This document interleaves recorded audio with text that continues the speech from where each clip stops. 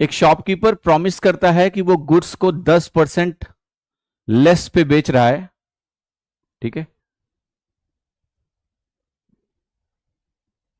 But uses X% less weight, this gains 20%, find X। अब यहां बड़ा इंपॉर्टेंट सवाल है और भाषा में थोड़ा कंफ्यूजन भी है। 10% लेस में बेच रहा है, इसका क्या मतलब है? वो एमआरपी से 10% लेस पे बेच रहा है? अगर आपने एमआरपी सोचा तो इसका कोई उत्तर ही नहीं आ सकता, क्योंकि एमआरपी के बारे में कोई आइडिया नहीं है, हमें मार्कअप परसेंटेज मालूम ही नहीं है। तो इस सवाल में चूंकि चारों ऑप्शंस डेफिनिट हैं, यानी उत्तर तो निकलेगा, लेकिन ये 10% लेस पे जो बेच रहा है ना, दैट इज नॉट एमआरपी। क्योंकि एमआरपी अगर आप मान लोगे कि एमआरपी से 10% का डिस्काउंट देके बेच रहा है, मान लिया आपने, एज्यूम कर लिया, एमआरपी का कोई आइडिया ही नहीं है, हमें मार्कअप परसेंटेज भी नहीं दिया हुआ है, तो इस सवाल का आंसर क्या हो जाएगा? Can not be determined. लेकिन चूंकि आंसर डेफिनेट है, इसका मतलब एमआरपी नहीं है, तो यहां पर आपको सीपी पर बेसिकली 10% कम करके इसको बेचना है। तो सवाल कुल मिला के यह है कि एक आर्टिकल को आप 10% सीपी से कम पर बेच रहे हैं, या आप सीधे बोलिए कि 10% लेस नहीं, 10% loss. That would be better representation of this question, ठीक है, 10% नुकसान पर,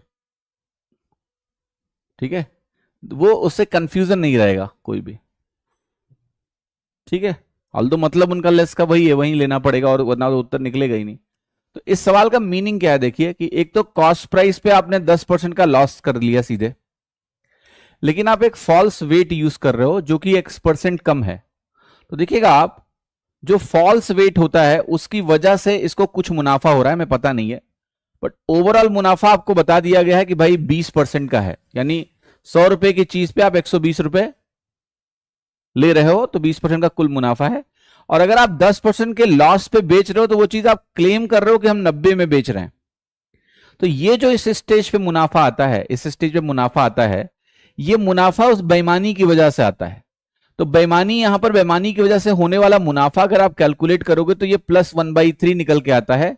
33 1/3% का मुनाफा है। ये आपसे नहीं पूछा गया है, आपसे पूछा गया कि यहां पर आप बेईमानी में आपने कितना कम तौल के दिया, ये बता दो। तो इन दोनों का रेशियो अगर आप ध्यान से देखें तो ये 3:4 है, यानी आपने 4 बोल के 3 बेचा, 4 बोल के 3 बेचा अगर आपने, तो आपने 25% कम दिया उसको, और 25% अगर आपने कम दिया तो आंसर है इसका डी, ठीक है।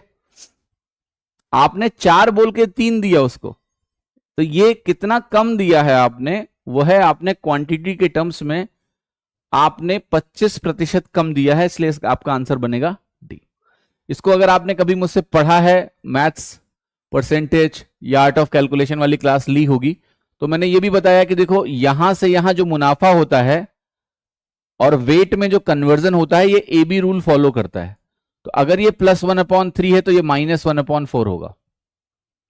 तो वहां से भी आप बोल सकते हो कि ये वैल्यू 25% लेस हुई, 25% कम तौल के आप दे रहे हो, ठीक है।